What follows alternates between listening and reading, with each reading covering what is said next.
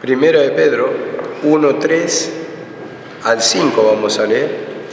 Dice así la palabra: bendito el Dios y Padre de nuestro Señor Jesucristo, que según su grande misericordia nos hizo renacer a una esperanza viva por la resurrección de Jesucristo de los muertos.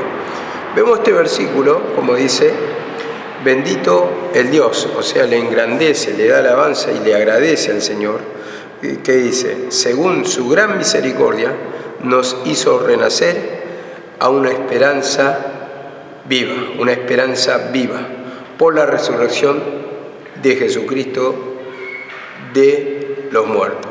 Vemos esto como dice, nos hizo renacer, está hablando de la salvación, y todo Pedro habla prácticamente de la salvación, porque le está hablando a los judíos, esa manifestación que estaban esperando, el nacimiento nuevo, la liberación de pasar de muerte a vida. Y dice, nos hizo renacer a una esperanza viva, o sea, a una esperanza de vida. Lo que estaban esperando se transformó en vida, pasaron de muerte a vida. Y como dice acá la palabra, por la resurrección de Jesucristo de los muertos. Entonces, mediante la resurrección de Jesucristo, vemos como lo dice acá, entonces uno recibe la salvación. Y no puede haber salvación si no hay la muerte y resurrección de Jesucristo. Entonces esa manifestación estaban esperando.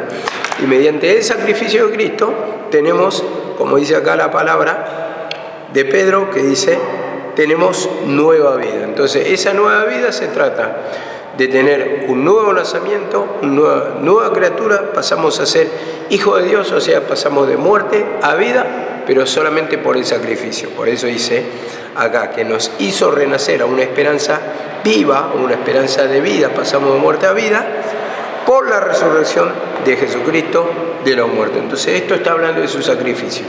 No hay sacrificio, entonces no hay remisión de pecado, como dice la palabra. También que sin derramamiento de sangre, dice en hebreo, que no hay perdón de pecados.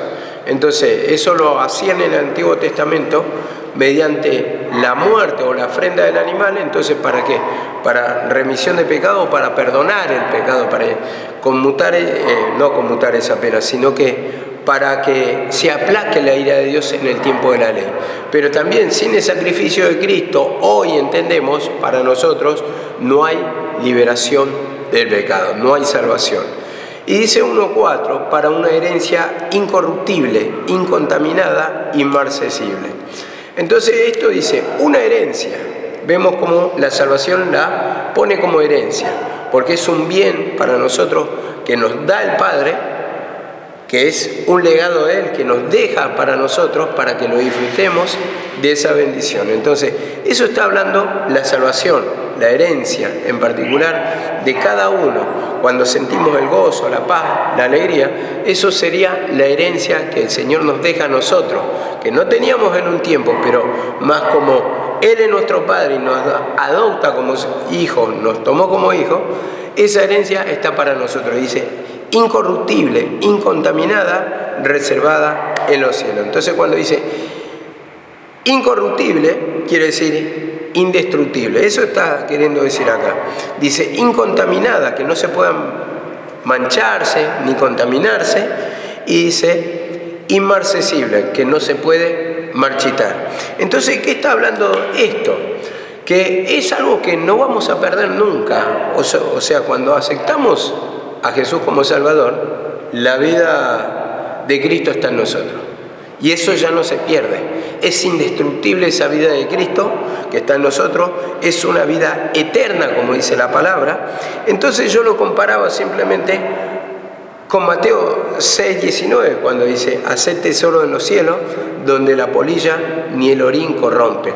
Entonces, eso está hablando que nosotros le pedimos perdón, aceptamos a Cristo como Salvador, tenemos un tesoro en el cielo, o sea, en el nuevo tiempo, tenemos esa salvación y eso ya no se destruye, lo tenés para siempre. Entonces, cuando pasamos a ser hijos de Dios, como yo digo, uno puede estar peleado con el Padre, pero no porque vos estés peleado deja de ser tu Padre, es tu Padre siempre. Entonces así también nosotros podemos tener comunión con Dios y también podemos en un momento perder la comunión, pero no quiere decir que perdamos nuestra salvación, siempre va a ser nuestro Padre. Y dice en el 1:5 que soy guardado por el poder de Dios mediante la fe, dice, mediante la fe, para alcanzar salvación que está preparada para ser manifestada en el tiempo postrero. O sea, mediante la fe alcanzamos ¿qué? La salvación, mediante la fe en Dios. Alcanzamos la salvación, dice acá la palabra, que está preparada para ser manifestada en el tiempo postrero. Entonces esa fe estaba hablando que ellos venían esperando la salvación, venían esperando, y como acá le aclara Pedro, esa manifestación o esa liberación venía por Jesucristo. Entonces ellos ¿cómo mostraban la fe? ¿Cómo mostraban? Haciendo sacrificios de animales. Entonces todo lo que la ley le dictaba o le obligaba, ellos lo practicaban. Entonces ya estaban mostrando su fe. Pero después, cuando vino la fe real, Jesucristo, ellos tenían que creer ahí, pedir perdón, porque ya estaba la realidad. Y como dice la palabra, venida la fe, ya no estamos bajo ayo. O sea, venida la fe, que es la misma persona de Jesucristo, ya no estamos bajo ayo, bajo el tiempo de la ley. Ayo quiere decir instructor. Y el instructor nuestro, o el instructor de los judíos en ese tiempo, era justamente la ley que lo guiaba ¿a qué?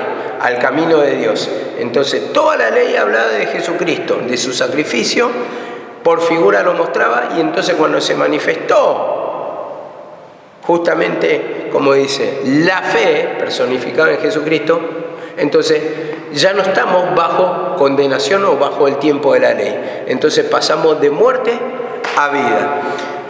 A ver, vamos a tocar el 3, vamos a desarrollar, lo desarrollé todo globalmente para poder entrelazar esta palabra. Y como dice, bendito sea el Dios y Padre de nuestro Señor Jesucristo, que según su grande misericordia nos hizo renacer a una esperanza viva por la resurrección de Jesucristo de los muertos. Entonces vemos acá la palabra, esa resurrección, vemos, esperaban nacer en un tiempo nuevo, que pasaron de muerte a vida, y dice, por la resurrección de Jesucristo nos hizo renacer. O sea, tenemos un nuevo nacimiento. Esa esperanza viva o esa esperanza de vida, de pasar de muerte a vida mediante la resurrección. ¿Dónde podemos ir como referencia? Dice la palabra, Efesios 1:7. Efesios 1:7 dice esto: en Él tenemos redención mediante su sangre, el perdón de pecados según las riquezas de su gracia. Entonces dice, en Él. Y cuando se refiere en Él, está diciendo en Jesucristo, en su sacrificio, mediante, dice acá, en Él tenemos redención mediante su sangre. Y la palabra redención quiere decir, viene de redimir. Y redimir quiere decir comprar con precio. Entonces Él nos compró con precio. A ver, precio, ¿cuál fue su precio? Él derramó su sangre, Él derramó su vida. Ahora, ¿por qué se usa esta palabra de redención o redimir? Porque en la antigua Roma, y en casi todos esos pueblos, pero más en la antigua Roma se refiere a esta costumbre, había un mercado de esclavos, y en el mercado de esclavos se compraban los esclavos, que quiere decir con precio, y se usaba la palabra redimir, comprar con precio. Entonces así también usa esta palabra, que Él nos compró con precio mediante su sangre. O sea, el precio fue, en nuestro rescate fue su sacrificio, derramó su vida. Vemos que pagó con su vida, Él tomó nuestro lugar, pagó con su vida, como dice acá la palabra, el perdón de nuestros pecados según la riqueza de su gracia. Entonces, a través de hacer la redención mediante su muerte o comprar con precio nuestra vida mediante su muerte, porque es la que expuso para pagar en rescate a todos los que estamos esclavizados en el pecado, vemos que ahí obtuvimos la salvación, como dice, mediante su sangre el perdón de pecado. Entonces ahí es que nos perdonó de pecado, justamente como dice acá la palabra, en su sacrificio. Y como dice también en Romanos 5:10, vamos a otra referencia que está hablando de su muerte, donde fuimos rescatados mediante su muerte. Sin sacrificio no hay perdón de pecado, no hay salvación, no hay liberación. Entonces eso se esperaba. Puede ser que uno tenga la mejor conducta como los judíos, cumplían con la palabra de Dios, que mostraba una forma de conducta, pero vemos que simplemente aplacaba la ira de Dios por un tiempo. Y al año siguiente otra vez tenían que presentar sacrificios por el pecado. Había distintos sacrificios. Había que se presentaban anualmente, otros diariamente y otros mensualmente. Había distintos sacrificios. Entonces, un día vamos a estudiar todos los tipos de sacrificios para poder entender esto. Pero aplacaba la ira de Dios por un tiempo, pero de ninguna manera daba la salvación. Y como dice acá la palabra, Romanos 5:10, porque si éramos enemigos, porque si cuando éramos enemigos fuimos reconciliados con Dios por la muerte de su Hijo, mucho más, habiendo sido reconciliados, seremos salvos por su vida. Vemos, seremos salvos por su vida. Ahora dice acá, en esta primera parte, porque si cuando éramos enemigos fuimos reconciliados con Dios por la muerte de su Hijo. Vemos que está hablando de sacrificio.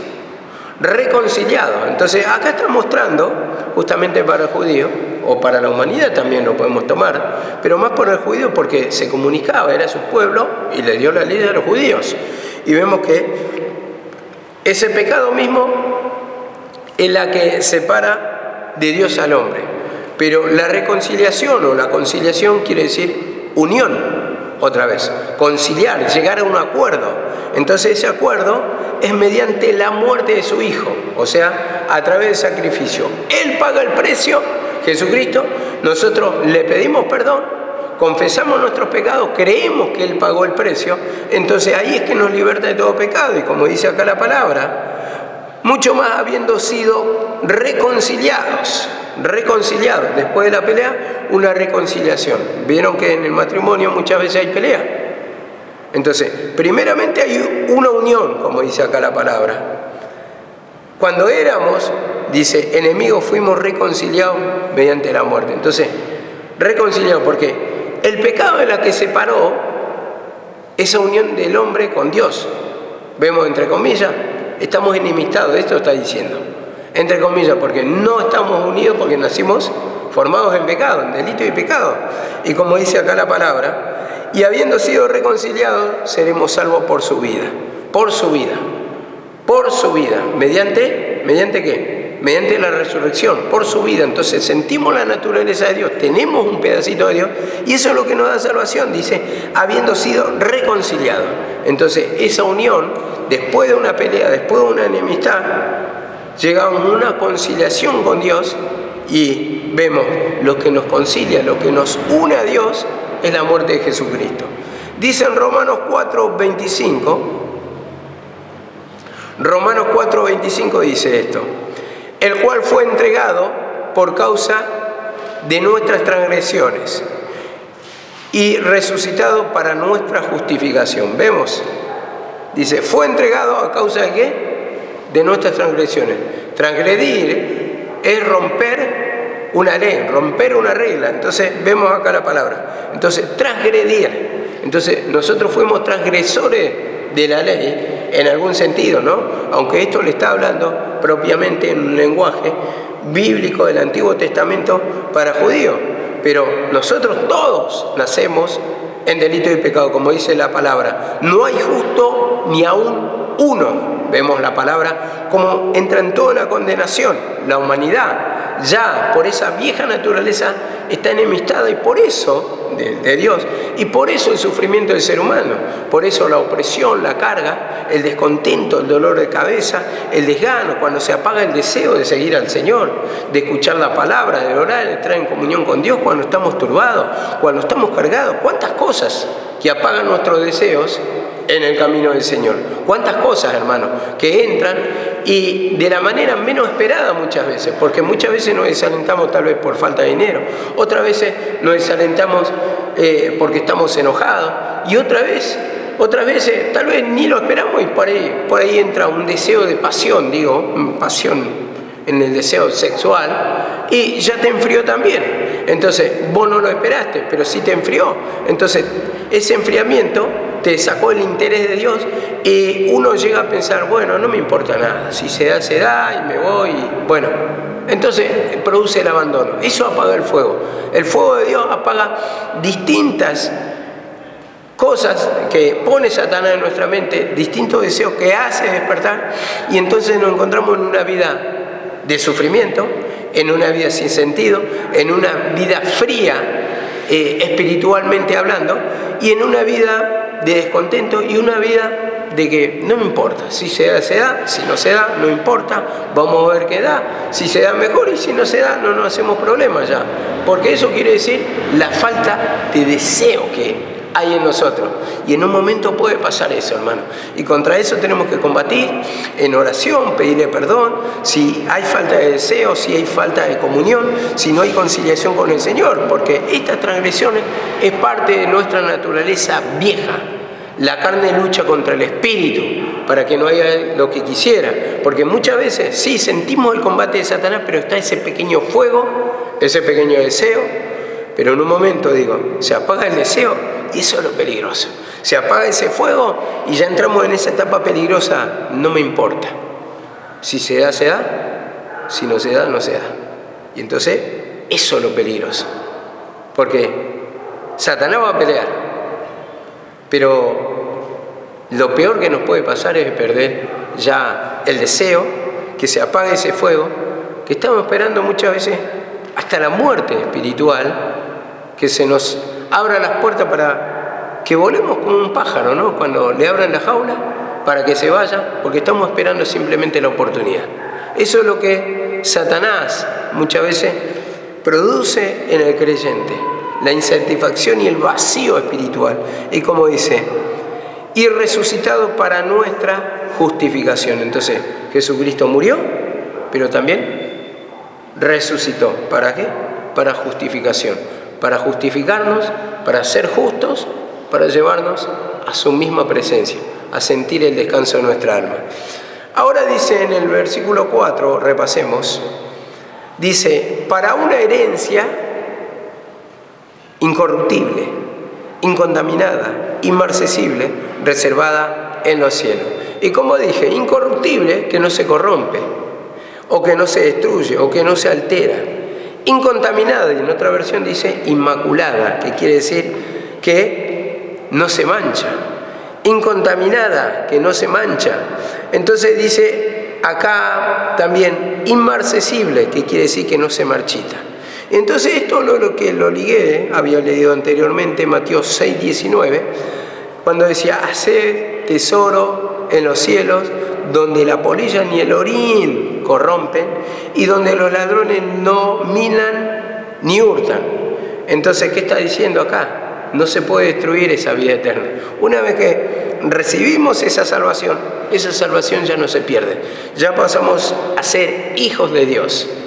Muchas veces ignoramos esta realidad y pensamos que muchos que no conocen muy profundamente la palabra, ¿qué dicen? Dicen, vos le preguntás, si es creyente, sí, antes era hijo de Dios, ahora ya no soy cristiano, ya no voy a la iglesia. Pero en realidad eso es ignorancia de la palabra, porque como dije, uno puede estar enemistado, uno puede ser como un hijo pródigo que se va de la casa, pero después trata al Señor. Pero la palabra está, y después eso es lo que trabaja en tu cabeza para darte arrepentimiento. Y bueno, lógicamente una persona decide muchas veces, pero siempre la palabra está dando vuelta. Por eso el creyente es difícil, hermano, que una vez que conoce la palabra, cuando vuelve al mundo, encuentre las mismas satisfacciones o piense totalmente como el mundo. O sea, en el sentido que vive una vida tranquila o alejada de Dios, ignorando a Dios, ignorando como una vida ignorante, como una persona que no conoce a Dios. Porque ya no son los mismos gustos. Yo siempre ponía el ejemplo. Uno viene de una vida mundana arrastrando. Y digo, de una vida como yo, de juventud. La joda, los bailes, la junta, el tomar, el alcohol, todo eso, ustedes saben. Pero cuando ya conocés la palabra del Señor y querés llevar a vivir esa vida otra vez, ya no es lo mismo. No te da el mismo gusto, la misma satisfacción. ¿Por qué? Porque la palabra ya está revelada. Entonces hay algo que te molesta. Hay algo que decís, ¿por qué ya no puedo sentir esa satisfacción que sentía antes en el mundo? En un momento que me reía. ¿Por qué? Porque la palabra está golpeando. Esa palabra está trabajando. Y esa palabra está. Y te quebranta, ¿para qué? Para que vuelvas al arrepentimiento y al camino del Señor. Entonces digo, vos querés volver al mundo, pero ya no te pertenece el mundo. Entonces sabés bien por la palabra, entonces no va a encajar tu vida con el mundo. Tal vez lo vas a hacer, pero la misma satisfacción no vas a sentir. Que podés estar tomando, podés estar fumando, podés estar escuchando música del mundo, pero ¿cuánto tiempo vas a durar? O sea, podés escuchar un ratito tal vez, pero después te va a atormentar y otra vez vas a volver a apagar la música, porque lo que te desea tu alma es escuchar la palabra del Señor, o escuchar, como digo, música cristiana, en el sentido para alimentar nuestra alma. Ya no le encontramos el sentido en el mundo. Entonces, desde ahí el tormento. ¿Por qué? Porque ya hemos sido instruidos y uno no puede marchar contra su pensamiento. No puede ir en contra. Todo lo que piensa, ejecuta. O lo que piensa, al menos, si vos pensás de una manera y tu vida va en ritmo contrario, entonces vas a terminar dejándolo de hacer. En el sentido practicándolo, porque va en contra de tus convicciones. Por ejemplo, si vos sos una persona pacífica, en un momento te puede agarrar el ira, pero no vas a vivir peleando. ¿Por qué? Porque no son tus maneras, porque tal vez vos sos una persona humanamente hablando tranquila. Entonces no te gusta discutir, no te gusta andar peleando. Entonces no vas a ir en contra de tus convicciones. A ver, dice acá la palabra, con respecto al 1.4, en Hechos 20.32. Hechos 20.32. Todo lo que es revelado, hermano, ya no podemos al menos ir en contra de la palabra. Cuando tenés un entendimiento, un discernimiento, ya no podés volver a ejecutar la manera anterior. Sí están los pecados que no te son revelados, que no entendés, porque hay cosas que no entendemos, que no la tomamos por pecado, no lo entiendo, entonces lo querés seguir haciendo, ejecutando. Pero hay cosas que entendés. Y tal vez, tendrás una caída, dos, pero no le vas a encontrar la satisfacción, el placer de practicarlo. ¿Por qué? Porque ya vas en contra de tus convicciones. Por eso la palabra del Señor es muy poderosa, como dice, es más cortante que espada de dos filos y penetra hasta el partir del alma, la coyuntura, los tuétanos, dice, y discierne los intentos del corazón. O sea, los intentos, las intenciones, lo que está oculto, lo discierne todo. Él discierne todo. Entonces, por eso la palabra es viva y eficaz. Cuando dice es viva, está diciendo y eficaz, o sea, viva que tiene poder y eficaz que produce el efecto deseado, el que estamos buscando para destruir el pecado. Dice así la palabra del Señor. En Hechos 20.32 dice, ahora os encomiendo a Dios y a la palabra de su gracia, que es poderosa para edificaros y daros herencia entre los santificados. ¿Vemos que dice la palabra? Os encomiendo a Dios y a la palabra de su gracia. ¿Cuál era la palabra de su gracia? La palabra que predicaba Jesucristo. Vemos, gracia, ¿qué quiere decir? Regalo inmerecido. ¿Quién se regaló en la cruz del Calvario? Jesucristo. ¿Para qué? Para darnos salvación. Entonces, regalo por el cual no se hizo merecimiento. Eso quiere decir gracia. Regalo por el cual no se hizo merecimiento. Y un regalo. En particular, nadie hace merecimiento para recibir un regalo. Vas a recibir un regalo porque hiciste merecimiento, ¿no? Una persona lo regala, porque sí, porque quiere a una persona, entonces se lo regala de corazón. Entonces, en ese sentido se muestra, como dice, gracia. Entonces, Jesucristo se ofrendó en la cruz, vemos, y nos dio salvación. Entonces, ¿hicimos merecimiento? No. ¿Por qué? ¿Por qué habla de esto? Porque en tiempo de la ley hacían obras de la ley para poder alcanzar la salvación o la justificación del pecado. Pero dice acá, ustedes no hicieron obra, y como dice la palabra también, creo que está en Efesios, dice que,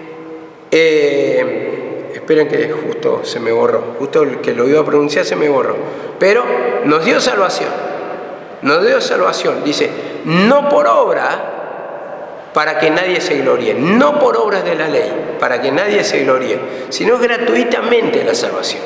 Entonces dice, su salvación es por gracia, es un regalo. Y dice, acá, os encomiendo a Dios y a la palabra de su gracia, que es poderosa para daros herencia. Entonces, ¿quién te da la salvación? Jesucristo, a través de ¿qué? De su sacrificio. Pero esto viene ¿por dónde? Por la palabra de Jesucristo.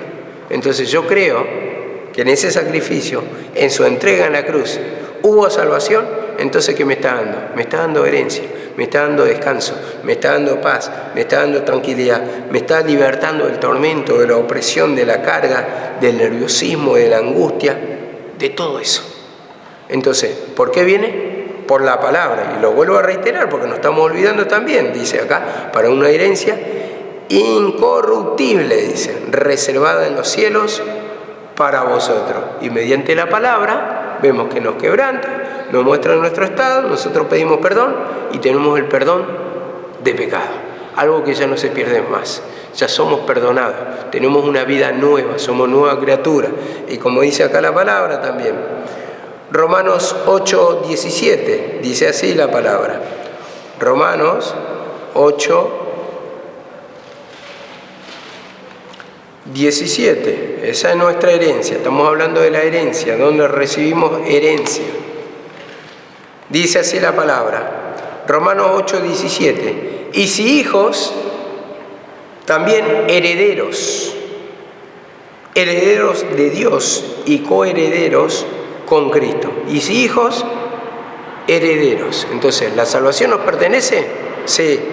Vemos, si somos hijos, heredamos ¿qué? La salvación. Entonces, cuando somos nueva criatura, tenemos el nuevo nacimiento, o sea, nacemos de nuevo, sentimos su presencia, o sea, nace un pedacito de Dios en nuestra alma, una nueva formación. Vemos una nueva forma de pensar, una nueva forma de vida, dice. Y si hijos, también herederos. Entonces, herederos de Dios y coherederos con Cristo. Entonces, ¿qué heredamos? Su misma esencia, su gozo, su paz, su liberación. Entonces, ¿esto por qué? Porque tenemos somos nueva criatura. No somos nueva criatura para no sentir nada, sino que tenemos la salvación, la liberación. Esa es nuestra herencia, esa es nuestra heredad, nuestra posesión. Eso es lo que nos regala Dios a nosotros, la salvación. Vemos que en lo natural también, tu mamá o tu papá tienen una casa, ellos mueren, ¿qué te quedó de herencia? La casa. Y así también nosotros tenemos esas bendiciones de parte de Dios por la muerte de Jesucristo. Vemos cómo recibimos la herencia. Murió el testador, como dice la palabra que tocamos mucho en hebreo, y tenemos la parte de la herencia. Entonces, una vez muerto el testador, pasamos a heredar. Entonces, eso está hablando del sacrificio de Cristo. Una vez muerto Cristo, tenemos la salvación. Esto está diciendo. Ahí se encuentra la salvación en su sacrificio. es necesaria la muerte del testador para recibir la herencia. Dice así la palabra, Colosenses 3:24. Sabiendo que del Señor recibiréis la recompensa de la herencia. Sabiendo que del Señor recibiréis la recompensa. Entonces la recompensa la recibimos, ¿por qué? Porque somos hijos de Dios y del Señor estamos recibiendo esa liberación. Esa salvación no viene de nosotros, no es por obra, no es porque nosotros queramos cambiar, no es porque nosotros queramos ser liberados. Si queremos ser felices, tampoco es por nosotros, sino por el mismo Señor que te da la recompensa que hay para nosotros. Ahora, dice acá la palabra, en el verso 5 vamos a desarrollar rápidamente, dice que sois guardados por el poder mediante la fe, mediante creer. Sois guardados por su poder para alcanzar salvación. Entonces, Dios ya te tiene, como dice acá, guardado, señalado, dice, mediante la fe, mediante creer, para alcanzar la salvación. Entonces hay una protección ahí. Hay una protección, como dice acá, mediante la fe para alcanzar la salvación. Entonces somos guardados por el poder de Dios. Y en ese tiempo eran guardados los que iban a creer. Los que iban a creer, porque Dios ya sabe quién va a aceptar y quién no. Entonces, para que no se pierdan, son guardados en el poder de Dios, para que no caiga ese creer, o no reciba perjuicio. Pero, a ver, esto es profundo de explicar, pero dice, mediante la fe para alcanzar salvación. Y mediante la fe alcanzamos salvación que está preparada para ser manifestada en el postrero tiempo o en el último tiempo. ¿Vemos cómo? Se tira un tiempo hacia atrás, Pedro, porque le está hablando para judíos, acuérdense. Entonces, dice, antes del sacrificio nosotros no teníamos salvación. Ahora, está preparada esa salvación mediante la fe. La fe, escuchen bien porque vamos a desarrollar esa palabra. Y se va a manifestar en el postrero tiempo la salvación. En el postrero tiempo. Ahora, vemos acá en Hebreos 11:1. Esto es lo bueno de desarrollar esta palabra. Hebreos 11:1. Y presten atención, esta no es una fe simplemente por decir fe. Dice así. Hebreos 11:1. Ahora bien, la fe es la certeza de lo que se espera. La certeza, tener por cierto lo que se está esperando. Dice, la convicción de lo que no se ve. Esa es la fe. La certeza de lo que estaban esperando. Entonces, ellos tenían fe en que se iba a manifestar el Cristo, que le iba a dar salvación en ese tiempo. Esa era la fe, ellos venían esperando. Dice, es la certeza de lo que se espera y la convicción de lo que no se ve. Ellos no vieron todavía la salvación, no vieron su manifestación, entonces él está señalando un tiempo antes de la ley. Esa clase de fe era que ellos esperaban y a través de esa espera, ellos, ¿qué hacían? Los sacrificios, y ahí mostraban su fe. Y como dice acá la palabra, Romanos 8:24, dice esto: porque en esperanza hemos sido salvos. En esperanza. ¿A qué le suena esperanza? Esperanza, ellos venían esperando la salvación. Hemos sido salvos. Entonces, esa esperanza está hablando de fe también, porque ellos esperaban y tenían esperanza. ¿Por qué? Porque estaban creyendo que se iba a manifestar. Una persona que no tiene esperanza de recibir algo, ¿por qué lo va a esperar? ¿Va a esperar? ¿Va a tener esperanza? Esperanza viene de la palabra esperar. ¿Va a tener esperanza? No. ¿Vieron que muchas veces se dice más largo que esperanza de pobre? ¿Por qué? Porque se hace largo y uno, digamos, como que... ¡Qué bárbaro! Dice acá, entonces vemos que en esperanza hemos sido salvos. Y dice, pero la esperanza que se ve, no es esperanza.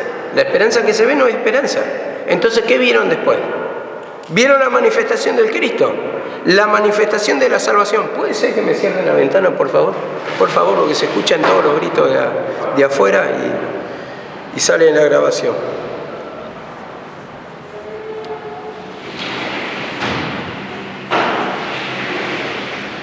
Gracias.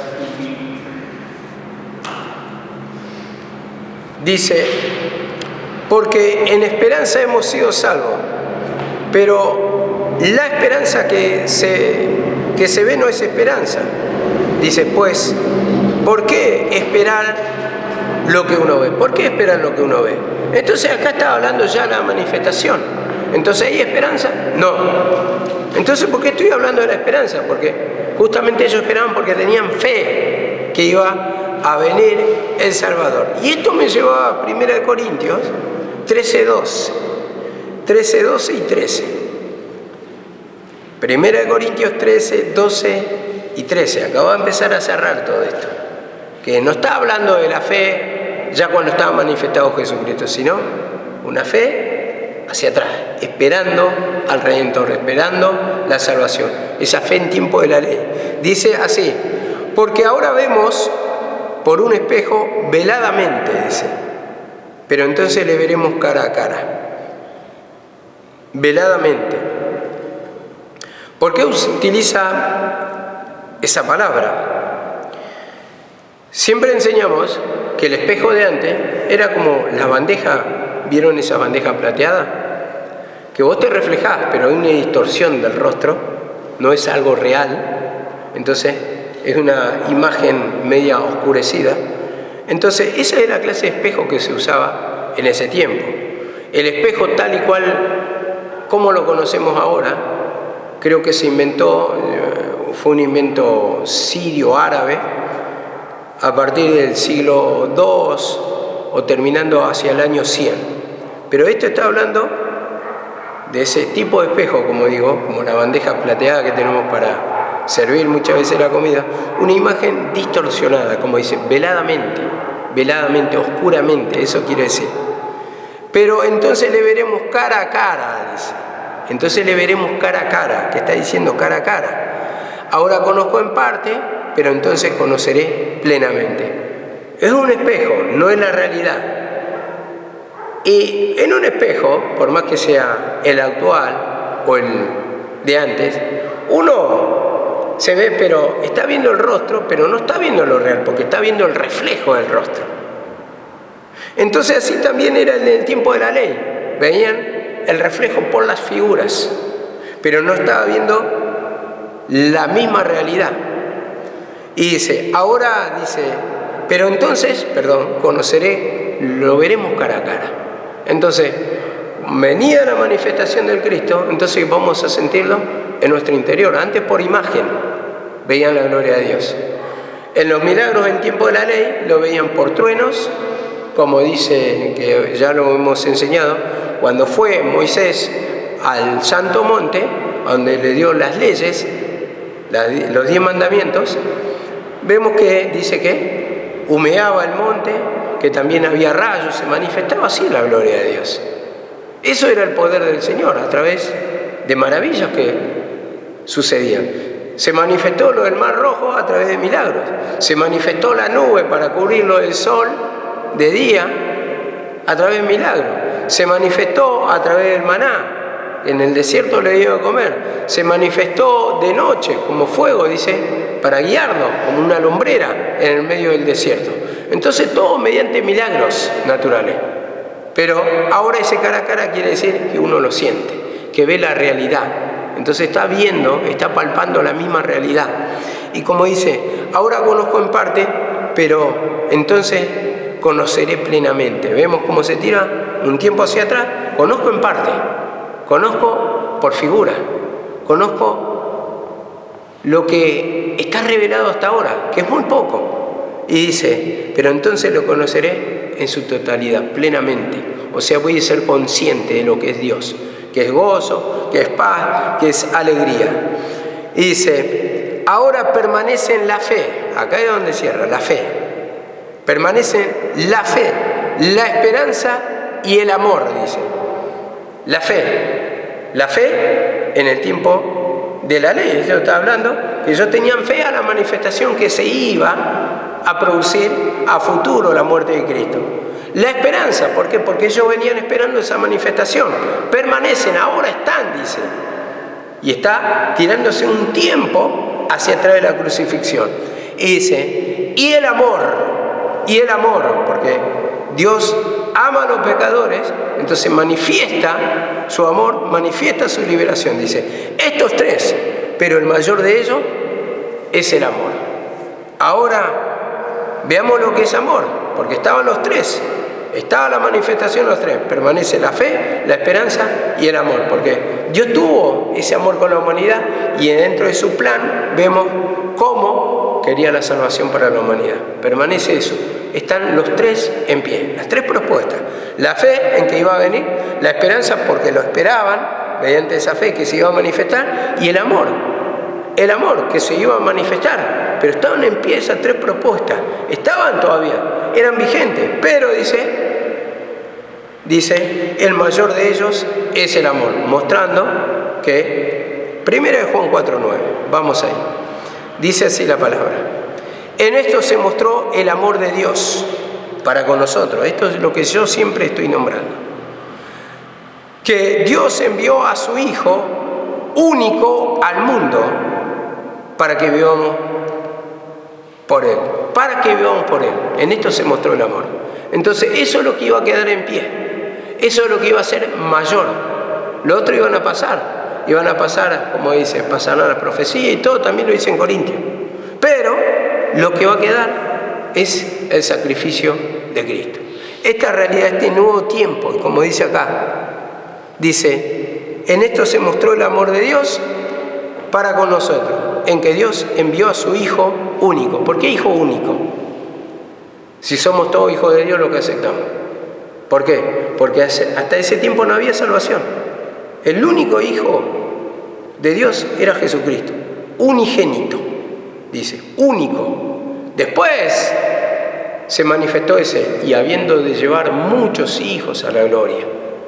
¿Por qué? Porque mediante la muerte de Jesucristo llevó muchos hijos a la presencia del Señor. Entonces, ahí sí pasan a ser muchos los hijos. Pero hasta ese tiempo, Hijo único. Por ese Hijo, dice, recibimos nuestra salvación, para que vivamos por Él. Vivamos mediante la resurrección de Jesucristo entre los muertos. Por su sacrificio obtenemos salvación. Y dice 4:10, en esto consiste el amor, no en que nosotros hayamos amado a Dios, sino que Él nos amó a nosotros y envió a su Hijo en propiciación por nuestros pecados, en favor por nuestro pecado. Propiciación viene de la palabra propicio, un favor que le estamos pidiendo a Dios y que Dios está a favor de nosotros, y que dice, envió a su Hijo en favor nuestro, ¿para qué? Por nuestros pecados, para perdonarnos de nuestros pecados, para libertarnos del sufrimiento, de la opresión, del camino del error, de estar lejos de Dios, en sufrimiento, en opresión, en carga, como el hijo pródigo. Ese cuadro es muy exacto, porque cuando uno está alejado de Dios, está en sufrimiento.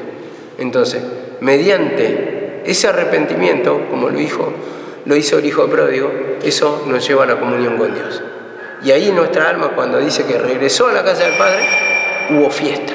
Mataron al cordero, al buey, dicen, matar al buey engordado. Y está hablando del sacrificio de Cristo. Y le dio un anillo, y se puso un anillo en su mano, que habla de la redención, la salvación, algo que no se pierde, porque el anillo tiene un círculo y muestra lo infinito que es la salvación. Un círculo que no tiene principio ni fin.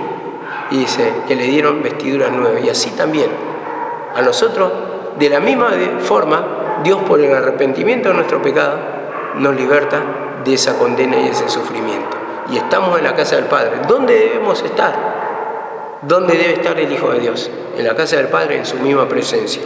Y dice en 1 Pedro 1:20, hablando, dice, esta salvación se manifestó, volvamos, en el postrero tiempo, como dice acá. Lo voy a leer otra vez. Dice, que soy guardado mediante la fe para alcanzar salvación, que está preparada, manifestada, dice, para ser manifestada en el tiempo postrero. En el tiempo postrero. Ahora,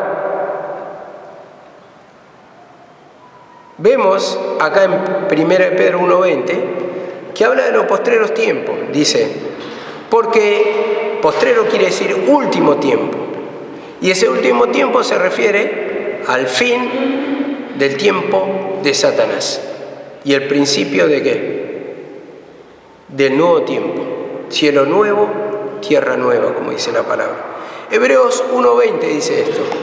En estos últimos días nos ha hablado por su Hijo, a quien constituyó heredero de todas las cosas, por medio de quien también hizo el universo. En estos últimos días nos ha hablado por medio de su Hijo. Últimos días. ¿Por medio de quién? Por medio de Jesucristo.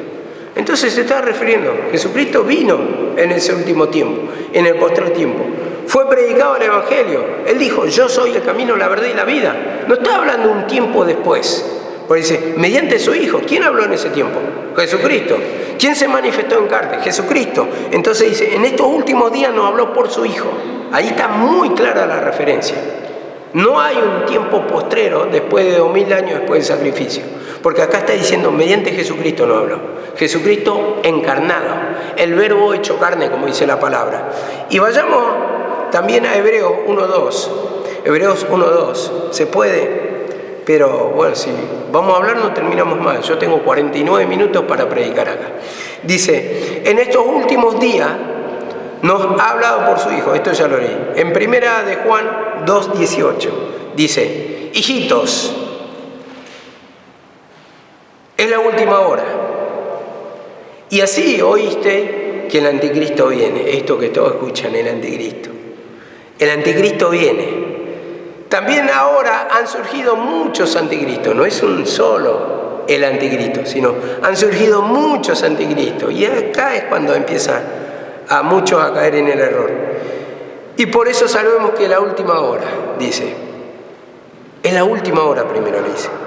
Así oíste que el anticristo viene. También ahora han surgido muchos anticristos. 2000 años atrás le está hablando.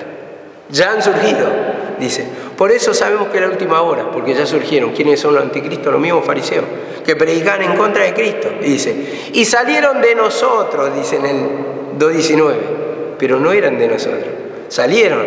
Son judíos, sí, pero no eran de nosotros, porque si hubiesen sido de nosotros, habrían permanecido con nosotros, pero salieron para manifestarse que no son todos de nosotros. O sea, ellos se oponen a la obra de Dios. Ahora me lleva a otra referencia, con esto terminamos. Primera de Juan 4:1 dice, amados, no creéis a todo espíritu, sino probad los espíritus si son de Dios, porque muchos falsos profetas han salido por el mundo, o sea, predicando. ¿Predicaban qué? Los fariseos, o sea, le llevaban la misma ley a los otros judíos, a los expatriados del Ponto, como decía acá en Primera de Pedro, a todos los judíos dispersos. Para eso predicaban, no para el gentil. Y dice, en esto conoced el Espíritu de Dios. Todo espíritu que confiesa que Jesucristo ha venido en carne es de Dios, es de Dios. Y todo espíritu que no confiesa que Jesucristo ha venido en carne no es de Dios. Y este es el espíritu del anticristo, el que no confiesa, el que se opone, el fariseo mismo, el cual vosotros habéis oído que viene y que ahora ya está en el mundo. Ahora, hace 2000 años le dijeron, ya no es para este tiempo. Bueno, amén.